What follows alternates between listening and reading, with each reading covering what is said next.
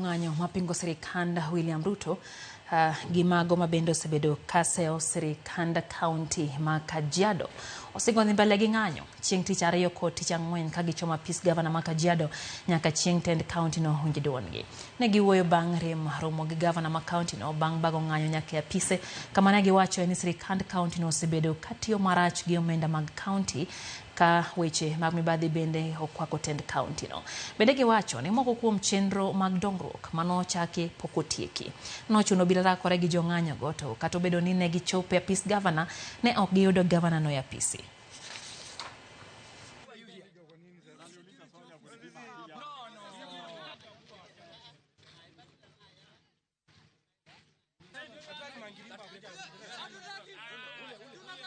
We want the governor to be here. Akuja tusikize. Tumwambie kwa kinaga ubaga. Mbona this financial year zimepotea up to a staggering 500 million kwa hii county government. Where are they going? They must be heard. The only person who can listen to us. I have said that we have got a memorandum of 21 items that we want to address with the governor.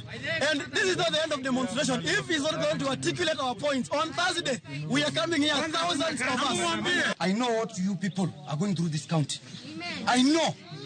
Tell them the truth. Mshahara inachelewa mpaka karibu ikutane na hiyo nyingine. Kweli uongo? Sio nijibu. Mtu anaiba pesa mpaka anaiba wafanyikazi wake. That is impunity. Mimi nataka kazi ya county. I want developers so that development can bring me a job creation. I cannot create my own job because there is no development. Hakuna development.